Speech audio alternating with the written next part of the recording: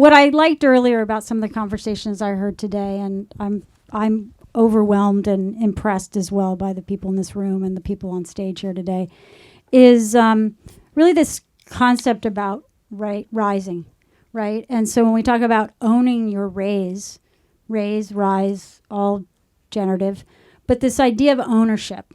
And I think that is something that's sort of an undercurrent of what we're going to talk about today. And I'm particularly excited about all these women to my left, particularly because I've met them all recently. And I just moved to Austin November 1st of this past year, and I've got a whole new adventure ahead of me. But what Jack's referenced in my background, which I think is relevant, is I've been a founder, a builder of 6 companies, all venture funded, and I survived it. But it was a process going very back into the early to mid 90s and very early digital days. So it's been a journey, to say the least. So I have enough wear and tear on this system to help along the way. And when you meet magical people, you just know it immediately and you ultimately go for it. So I'm going to let you can look all these women up online, but I'm going to ask them to introduce themselves a little differently today, which is I'm on a first name basis with the people that are going to change the world and ultimately change my world as a result. So I'm going to ask them for first name, company name, and then I'm going to ask them for a moment or something that has inspired them in the last year that is about rising or about sort of changing the narrative. So I'll start the conversation to make it fair. I'm Deanna, and as Jax mentioned, I am the managing director of the PMC Ventures Fund and ultimately Lab. Coming this spring, I'm also raising capital now on top of it all, but we'll talk more about that in a second. And the person or the moment that I think has continued to inspire me is our poet laureate, Amanda Gorman. Just in the fact that her words and her actions are so well aligned, and at the same time, she's such an inspiration at such a young age. And it's just that kind of a conversation that keeps me kind of going when, you bump into a few no's and a few brick walls. So that she's the one that sort of inspires me of late. I'm going to go all the way down to the end because I told Kelsey she wouldn't have to be first for everything. So Jill, give us an intro for you. Hi, everyone. It's so good to see you all today. It's kind of hard to see you all, but I'm Jill. I'm the venture principal at Capital Factory. We're an early stage venture fund here that does seed to Series B. A really impactful moment this year when I just kind of looked around and realized, what's going on in Austin is so amazing. The amount of female partners and VCs that are moving here is so great. A few years ago, we founded the Austin Women VC Group, and we would just meet at a coffee shop or a small little cocktail shop, and there was 5 or 6 of us that would get around, and now we have over 95 women that are actually here in Austin and are investing in early stage startups. And I really think it's super impactful to have women here that can reallocate dollars to female founders as well. I'm Alex, and I work at Republic, formerly Nextseed. They're both crowdfunding platforms, and Republic has a lot of different arms. We have private capital, we have crypto, we actually had a spin-off company go into the metaverse, which we've heard a lot about today. And for me, I really just can't stop thinking about the resiliency of the women in Ukraine right now. They are just... the stories coming out are just incredible. There are women cooking for soldiers, or women taking their family to safety across the border and then crossing back to go and continue fighting and participating in what's going on. And, I also read an article the other day, or just an opinion piece about, what's going on in Ukraine. This isn't the first time that it's happened over the past few years. There's been so many places that are experiencing the same kind of turmoil that they're doing, and the women there are participating in ways that I just can't even fathom. And so I really am inspired by them and how they are showing up for the world and just leading with their heart and their passion and love and being fierce about it. So, yeah. It's hard to follow that one. Hello, everybody. My name is Wen Zhang. I am a CEO and founder for INNW Institute. Stand for If Not Now When. Regarding last year, what inspired me the most, I thought about Sarah Blakely, who is the CEO and founder for Spanx. And I remember when she exited her business for $1.2 billion. And she not only have a big party, of course we should all do that. She also gave each and her employee a round ticket, travel anywhere in the world, and a $10,000 cash. Who does that? The reason I'm inspired by her is not only because her extraordinary to having a vision, leading a business, have an incredible success and exit all, but in the same time, I feel like she showed us what a different leadership it can be. It's not just had to be that, male dominant, go out there, maximize the profit and just go out by the boat. It's about authenticity. She's leading the whole world with her heart, with her vision, with her truth, vulnerability. It's just so inspiring to me. So that was a moment that for me. Thank you. Hi, I'm Kelsey. I'm the board, well, I guess I'm the past board chair of the Central Texas Angel Network, CTAN. I am an active angel in town, 40 portfolio companies, and I advise them. Also an entrepreneur, started when I was 23, some successful exits, and still have my baby, Lone Star Direct. The thing that I've loved is in this last year of fundraising for my female entrepreneurs, when we've been doing the research of how many funds have actually now started to focus on female founders, we've kind of crossed the threshold of 100 funds out there that say they put money and they concentrate their money on these funds to women now. And that's really changed since just 2 years ago. So that reads this is a nice transition, and I thought I'd ground this conversation in some data points. So our friends at PitchBook, we all know PitchBook, have just released some research yesterday tied back to the South by Southwest Festival coming up this weekend. There's some good news here, and there's some not so good news here. U.S. female founders with all female teams have seen a 111% increase in funding year over year, jumping from 3.3 in 2020 to 6.9 in 2021. Mixed founders, gender founders teams have jumped 144%. So they've jumped from $19 billion in funding to $47 billion. But by contrast, and good news here as well is that all male teams only saw a 98% increase. So yeah, it was a pretty bullish year in 21 from funding, but you can see we're trending the right way. However, here's the bad news. Of total U.S. VC dollars invested in female teams, it only made, in 2021, the total was 2.1%, which is only slightly up from 2020, which is, I think, the year we sort of rang the bell here, which was 2%. That said, mixed gender founder teams made up 12% of the U.S., and 14% in 2021. So we're starting to see the directional line here. However, this first quarter, which is a good opportunity for us, we're on pace to be the 12th straight year where female founders exits have been broader and faster than the market.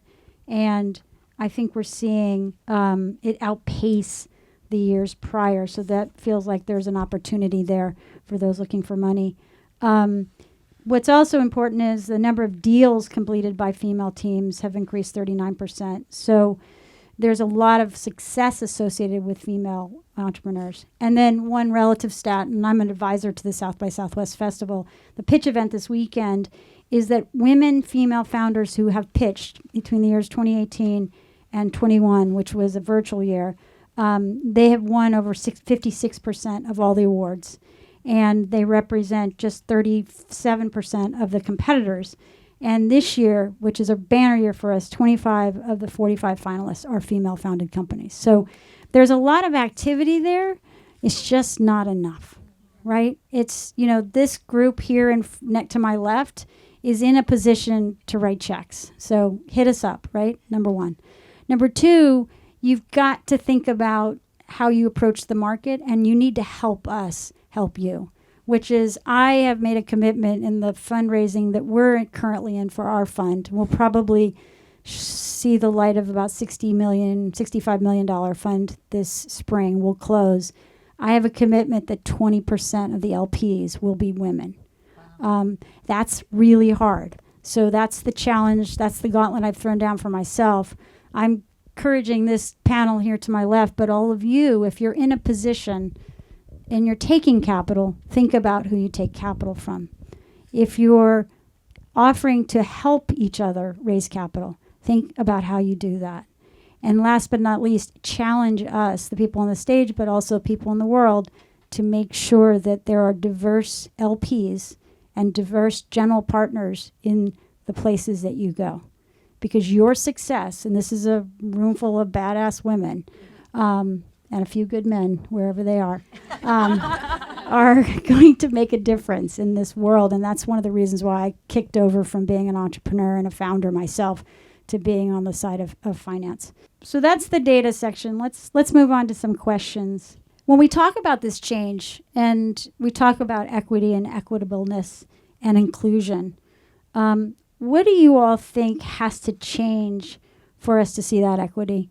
And are we seeing any of that start to happen? Again, I would offer that the South by Southwest finalists, which are determined by 190 global advisors to the festival, the fact that 25 of 45 are female-led entities is a really good sign that the globe is paying attention to this.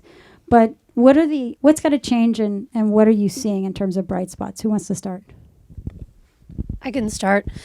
I think that you touched on it really beautifully, is that the LP demographic needs to change. And that's something that I am just personally passionate about, because it's only when the people with the power that have the money start looking and recognizing opportunities that have not been seen before. And we've heard story upon story upon story that so many successful women entrepreneurs pitched their companies that were primarily women focused, and men just didn't understand it because they don't have to deal with it, and they got passed over. And now they're multi-million, billion-dollar companies. And that is what needs to change, in my opinion. It really needs to start from the institutional level to get down and then start really infiltrating the rest of the ecosystem.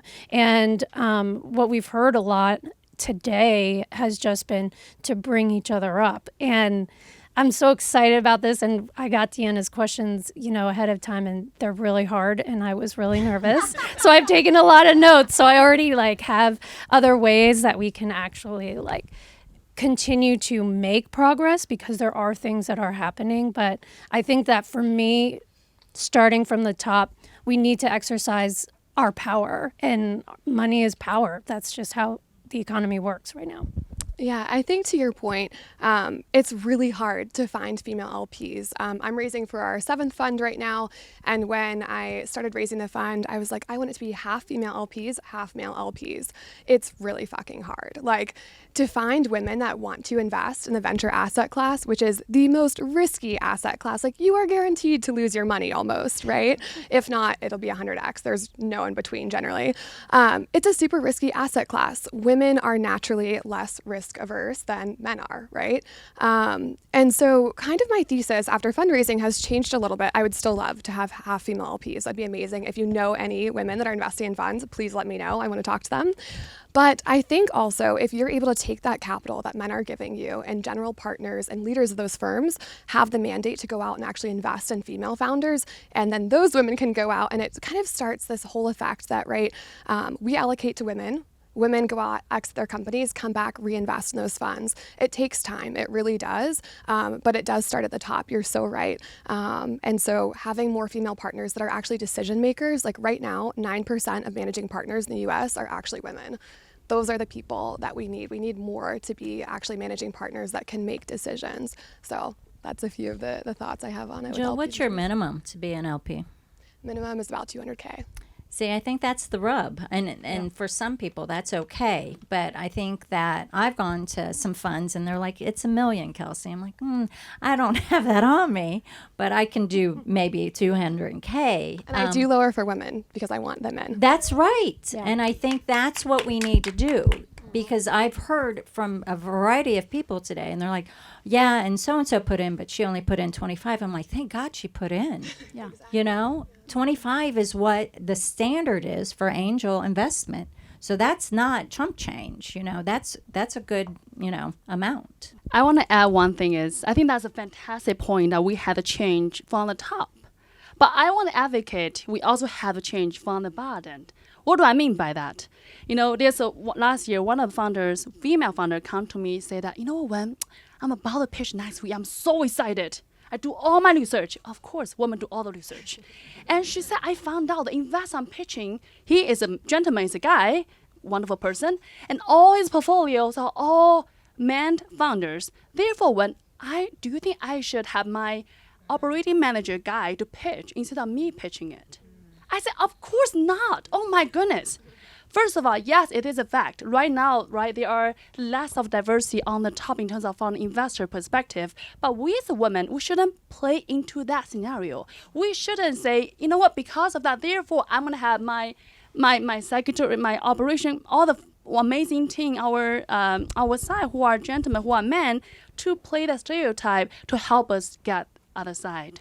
So I want to say is, from the top is fantastic, but also from the bottom, as each and every one of us as a grassroots, as you know, we are, you know, we have what is in our heart. We have that passion. We have that solution we want to share with the world. I say, don't let that statistics scare us away. Don't let what it was define what it could be. You know, we should focusing on how can we be the change we want to see in the world? How can we change our statistics?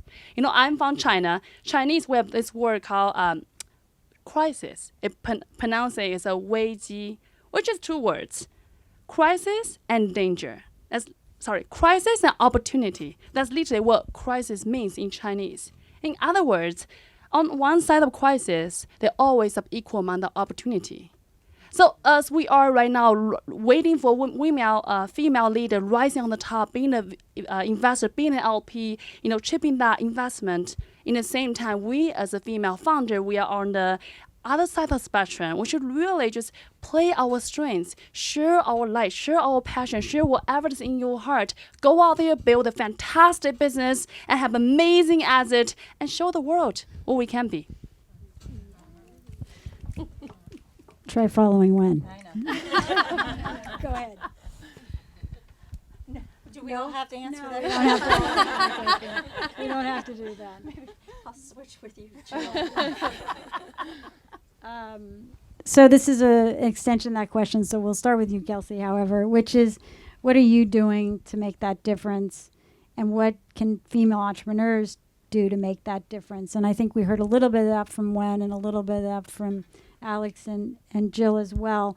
But is there something that you are purposely doing week to week, month to month, quarter to quarter, as it relates to your business, as it relates to your professional life? You know, are there things that you're actively doing to sort of change the ratio, change the numbers? Yeah, we do these little living room chats or even kitchen chats. So we get together a couple dozen women. When I have a female founder, and she's like, you know, my friends or family, they don't understand fundraising. They don't understand angel investing. Could you kind of walk us through? And I said, sure, let's all get together in a comfortable venue and, you know, start with the education, right? Start with the, you know, basic terms. And yes, 50% on average lose their money, and 25% of the 100% get their money back. And then the 25% of that's left is usually a 10 or 15x. So that's how you make your money. And so we go through all of this.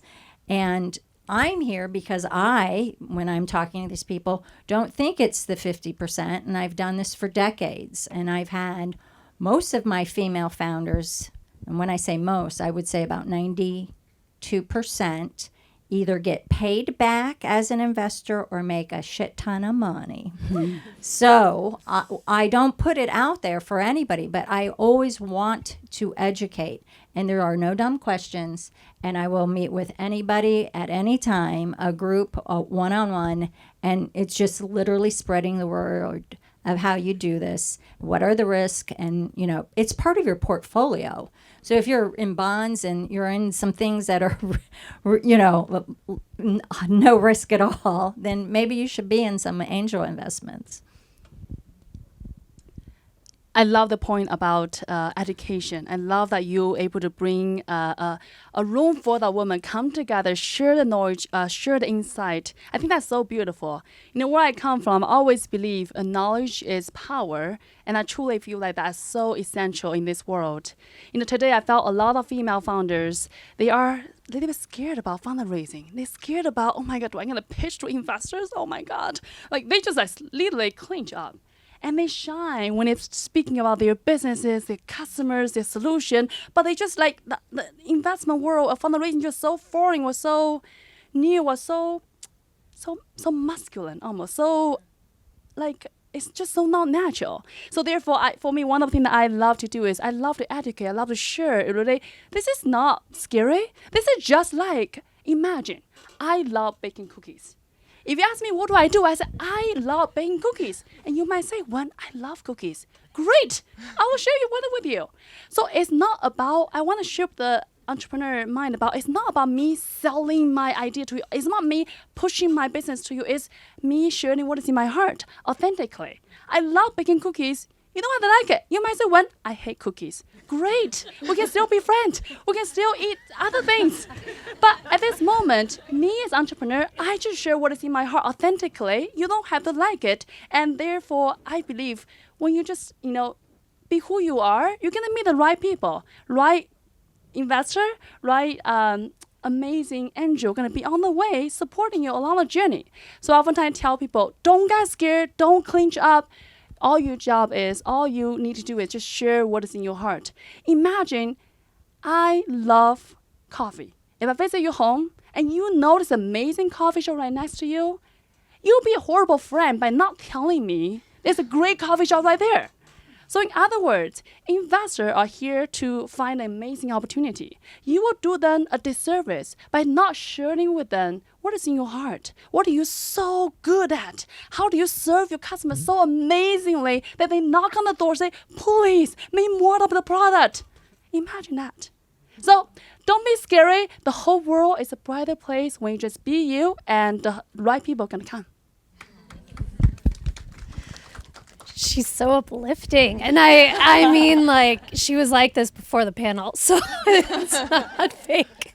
It's so great. So something that I'm doing is, for myself, just getting curious about ways that I can invest myself and not really having the resources for it. I'm also getting an MBA, which, as unfortunate as it is, I have to have an MBA if I'm going to get anywhere in the finance world and to be taken seriously. And I can actually attest to just starting a few months ago, things have already started shifting. And you know what? I love learning. I love getting an MBA, but it's kind of annoying that I have to get an MBA when I have really good experience too, because a lot of times in class, I'm like, I know this, I've been doing this. But anyways, so getting curious. And one thing is just there's something shared, and Sheena shared it, I think it was in the second panel, is that she and some friends get together once a month and they talk about what they're investing in, what their trends are seeing, what kinds of businesses or different business models that they're hearing about. And this is something that I feel like women don't do enough of. We don't purposefully go into conversations and talk to each other about money because it's uncomfortable. So I'm in a accelerator class. I go to University of Houston, and I'm in Red Lab's pre-accelerator, and I'm exploring an idea around finance and women and what do women need? What's holding us back? And one of it is knowledge, and one of it is just feeling like we don't have enough time. But we do have time to learn because we have our community. Most women have girlfriends. Most women, respect their opinions. And so it's why not be hey, what does your investment portfolio look like? What are you investing in? And I think that's a conversation that we're just not having enough of. And even when I was listening to Sheena, I was I need to fucking do that. You know, like I need to get my friends together because I ran a survey, you know, to help with my class, and I felt uncomfortable asking my friends about their finances, so I sent them a survey. And they even came back to me saying that they felt uncomfortable answering the survey, and I wasn't even asking for like anything, like not account numbers. It was like, do you have an investment plan? Yes or no? Do you like know what the private markets are? And a lot of them said no. And these are phenomenally successful women in New York City. Like, so it's just like really challenging myself to bring what I want to see to the world and try to create new investors, because we need diverse investors now, you know? So, and I was telling somebody earlier, I think it was actually Kennedy, she's volunteering here. And I was saying that like, or I don't remember, maybe it was Gabby. When I was saying that I want to get into venture, and that it's really hard right now for me because I'm 37. So it's like, I have great experience, but I don't have enough experience like on the executive level to come in at like a managing partner level. But I'm not right out of college, so I can't just go in at one of like the really entry level roles. So it's like, how do I, and my friends are very experienced too, and they have money, disposable money right now too. So it's like, how do we activate the current women that are in positions to be active? And I think that that's a huge hole for now, because the younger women are building our future, and they're just going to like knock it out of the park. And the women before us have just paved that way and have really, you know, knocked down some intense barriers to get there. And it's like, but what can this group, the group that I'm in, do right now to start making a difference right now? So it's something I'm thinking about. That's incredible. Venture needs you as another partner for sure. For me, I think it's all about accessibility, right? I think most partners are really hard to get a hold of. Like if I sent a cold email to a male partner right now as a female founder, like odds are I'm not going to get a response. And so I think it's really about making yourself accessible to anyone and everyone. So for example, I don't have a work phone. I have a personal cell. Any of you can have my cell phone number. If you text me, I will respond. Every single week, I travel across Texas to Austin, Dallas, Houston, San Antonio, all of the glamorous Texas cities. And I host open coffees every Tuesday morning. Anyone can come. You can talk to me and our executive team about what you're working on. Or if you're like, hey, I'm trying to get into venture, like, please come talk to us. We would love to consider you. You know, it's really about making yourself accessible, I think.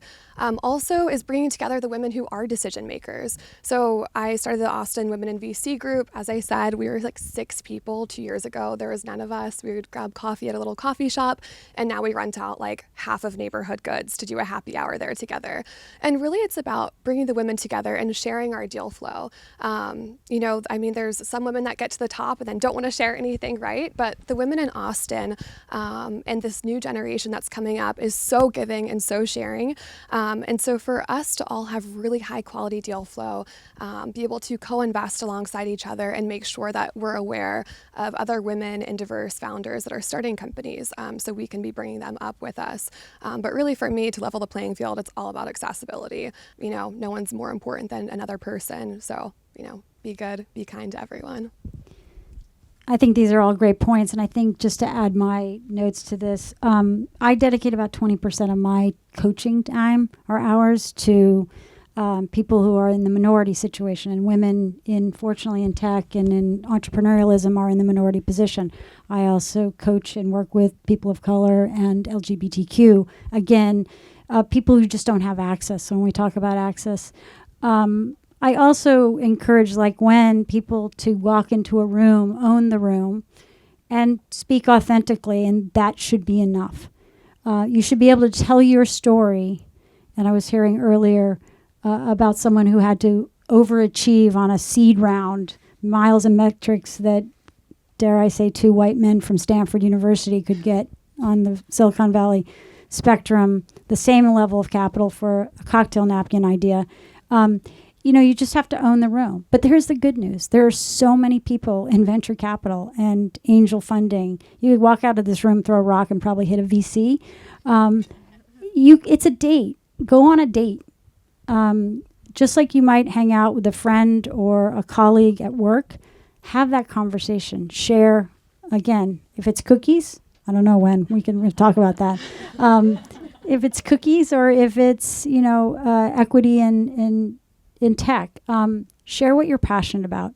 Be prepared and listen. And if you get a no, many of the women earlier said the no is when they dig in and they start to ask the why, and that's a great bit of advice. Or cut your losses and leave the room and realize that it's not about you. They made some decisions prior to you walking in, likely, or they took a look at you and said, oh, you're not going to fit our mold. I hate to say this out loud, but probably not the right funder for you. Because that relationship starts on that first date, and it's going to go for several years, and there are going to be some rough, bumpy moments as an entrepreneur where your numbers don't look so great, you didn't deliver the goods, and you're going to need those investors to back you up. The other thing I always tell people who are looking to raise capital, just make sure you check the references on the funders as well. So ask, you're at that point where they want to offer you a term sheet, or they're excited about what you're doing, or they've committed to you. The deal's not over yet. Do your homework. Women have a tendency to do the research and to go that next step. Ask them what other companies they've funded that are female founded, and call those women. Find out how those investors are on the other side. And lastly, just don't get discouraged, because, as I said, there's a lot of us out there willing to help you out and fund you. I have some specific questions. These will be a little bit more specific. Kelsey, I'll start with you. Okay. All right. You think you're going to get out of this easy? Yeah, I do. No. Okay. What has been that breakdown to breakthrough moment on your journey as an entrepreneur? And how did you find that motivation to just get up and push forward? There's been so many, Deanna. I think the first and foremost was I was 23 years old, started my first company, Lone Star Direct. Fortune 500 company flies in on a private jet to certify me as a preferred vendor. That means I can do $1 million contracts. The two old white men walk in the room at my office, and they're like, go get your mother. And the tone was set for the next hour. And I was just humiliated. And I was so sad. Back then, I only had a staff of 12, and the door was open. They could hear everything that was going on. So they felt not just sad for me, but they also felt like this may not be where I need to work because my entrepreneur, CEO, female, can't get it done. Great news. Fortune 500 company didn't approve me. Some woman in that department said why, and they said her age. She called. She flew down the next week. We started getting $1 million contracts. So my lesson there, and it's a hard one because we're in Austin, and there's nothing against the men here, but women support women. So I went out on purpose, and I lifted myself up, and I befriended every female entrepreneur and business owner in this town, and I grew the shit out of my company. So I think when you're told no, that's the best motivator to move forward. Thank you. Jill, what key elements or characteristics do you look for in a founder when they're pitching for capital? And what can help founders listen, when they're talking to VCs? Like, what is the secret sauce? What are you looking for when you're making those decisions? Yeah, I've seen a lot of good pitches. I've also seen a lot of bad pitches. I would say my favorite ones are when you can just feel the energy of the founder and how excited and passionate they are about what they're doing. When they're actually solving a real world problem. What I really like to see is why you? Why are you the person to execute on this idea? We see a lot of people come in that are like, oh, I see this huge market opportunity, probably a few dollar signs in their eyes, but like, are they the person to actually do this? So one is definitely the team. 2, traction really trumps everything. What have you actually been able to do? And one of the things I love about female founders is since they have less funding, it's just incredible to see how far they can take it. If a female gets $1 million, she's like, oh, I'm good for like 3 years. I can just extend it. If a man gets $1 million, he's like, well, that's not going to pay my salary. It's just ridiculous to see. And so I think women are really good at traction. That's one of the most positive things that I've seen. So definitely those two. I really like succinct pitches when people are very clear and articulate, know what you're talking about. you shouldn't have to use your deck to be able to pitch someone. You should be able to walk into a coffee shop and I should be able to talk to Alex about what I'm working on, know what you're doing. So those are a few of the things. I also really like, back to Deanna, your point, is when they diligence us. So when I see that they've done their homework, that they ask me questions too that are hard questions. Do you have any female partners? Well, no, actually we don't. And it's not something I'm proud of, but here's what I'm going to do to fix it, right? I want them to call us out and make sure that we're the right firm for them too. I want them to ask us, how many female founders have you invested in? And that's something I'm super proud of. That's almost 50-50. And so I think, them doing their due diligence on us too really shows a lot.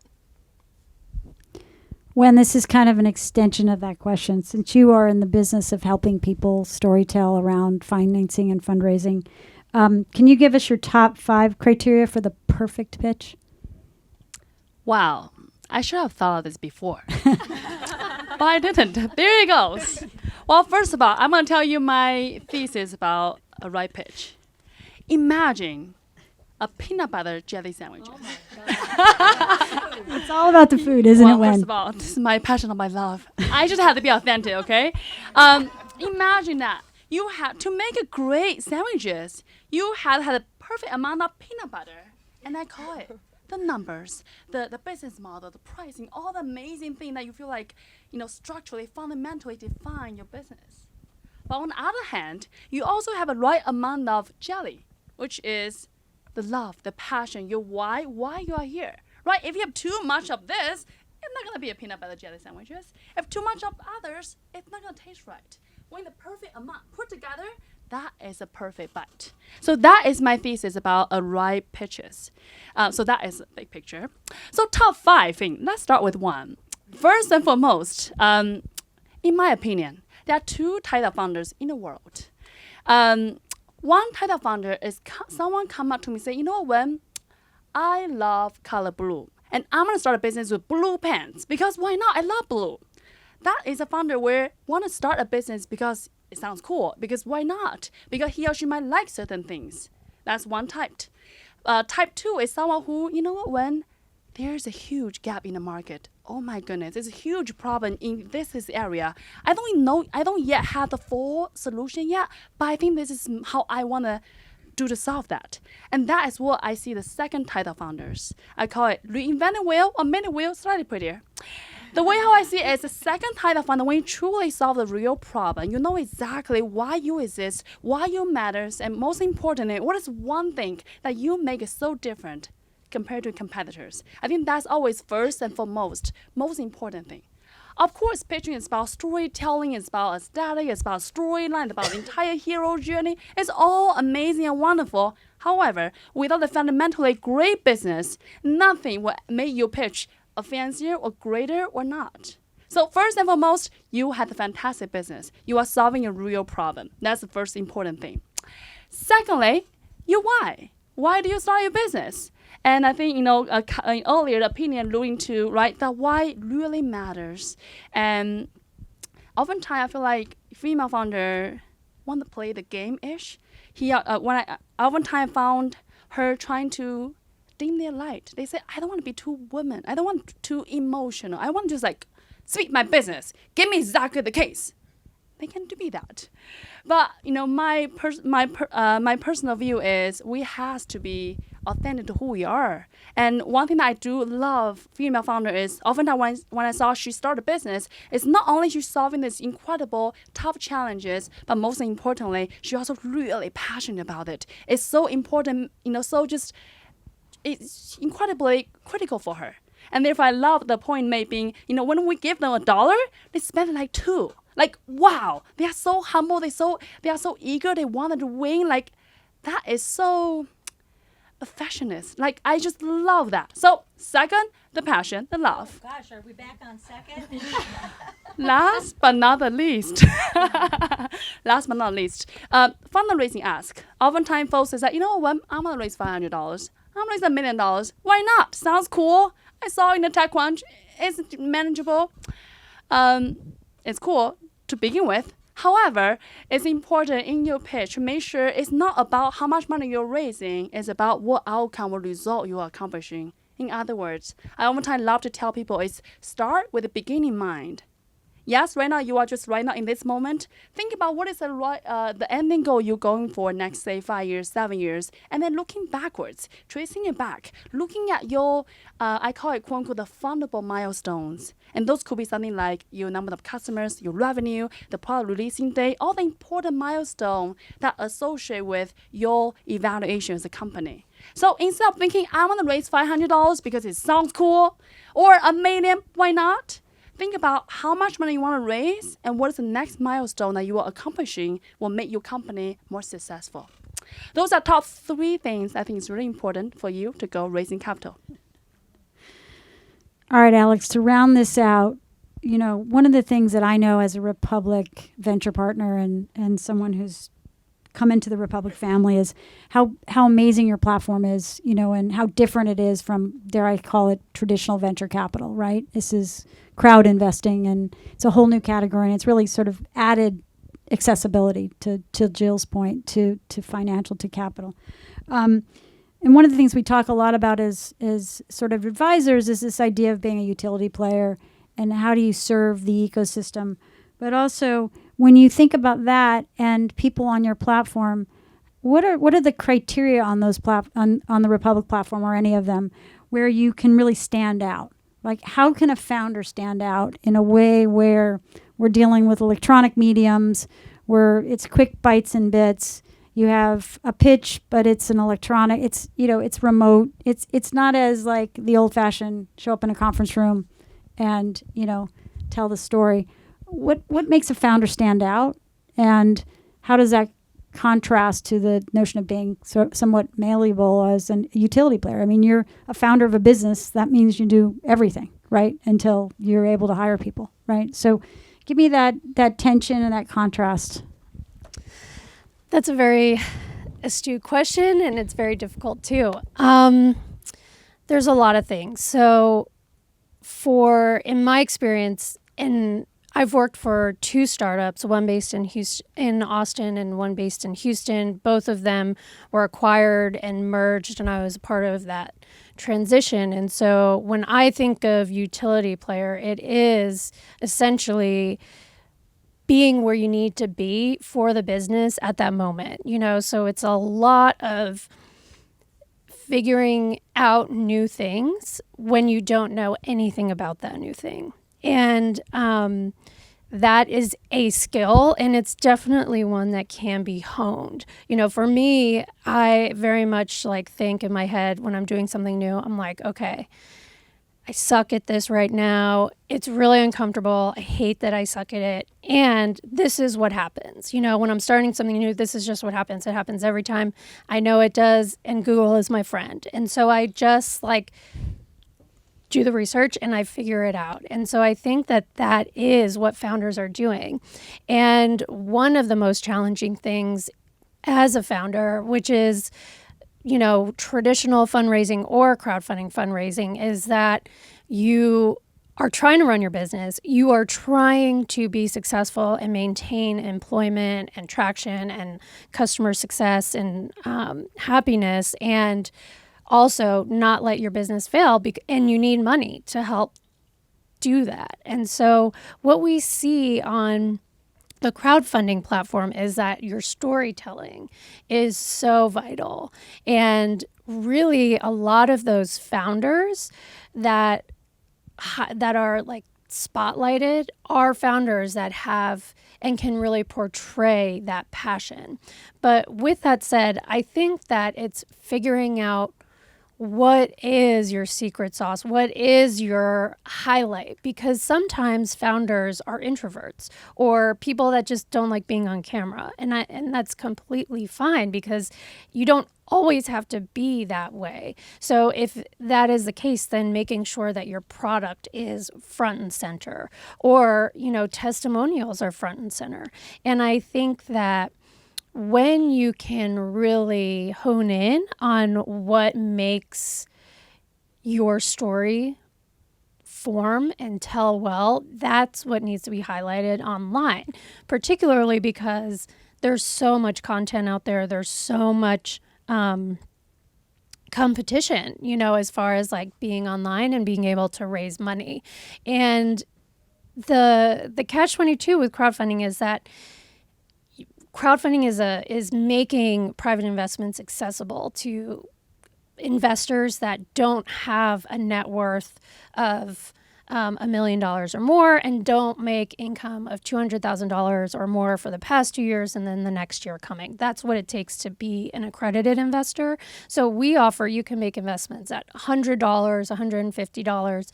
And the wonderful thing about that is that crowdfunding develops a brand new capital flow. You know, like you can get capital and not have to always give up equity through crowdfunding. But on the flip side, you also do need to have a network. So that's where the catch-22 is, because crowdfunding can be the network, can be your friends and family, can be your seed round, can be your Series A round even.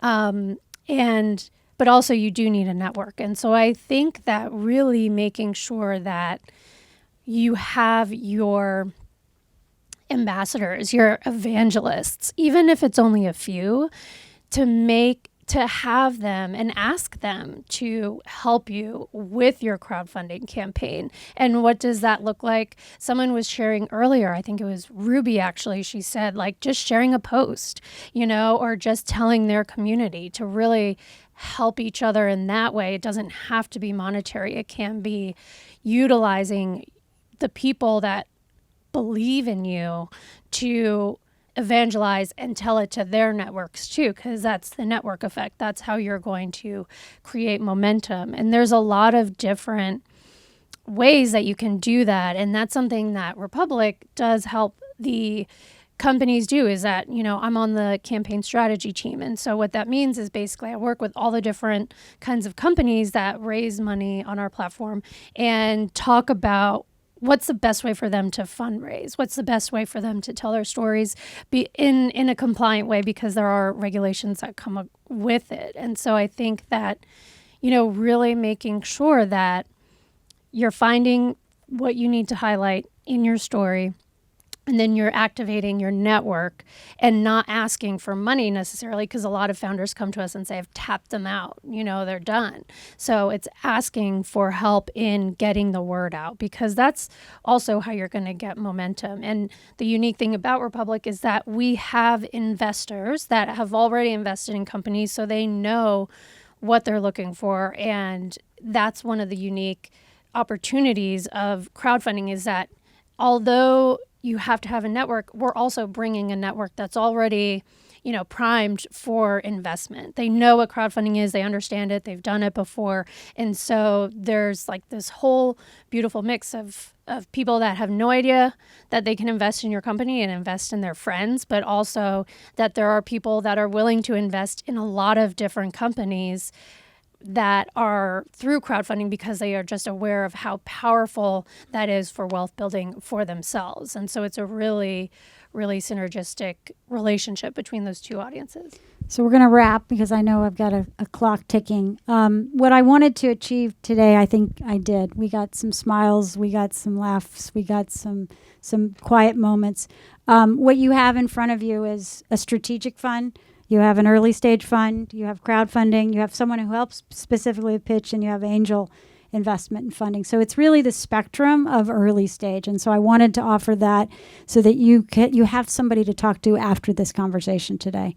There was a last question where we're not going to get to it, but it was really, what's the best advice that anybody has given you, personally or professionally? And so feel free to engage any of us on that question after the panel or in the next few hours. But thank you, Jax, not only for doing what you're doing, hosting this really important group of women on this really important day and this really important time in this business and crazy world we're living in. And thank all my panels. I think when you get the Star Award, you know, being the most dynamic, I could have guessed, but, you know, and new to Austin still. So seek me out. Tell me where we can have coffee. I love coffee too. And we'll take it from there. All right. Take care.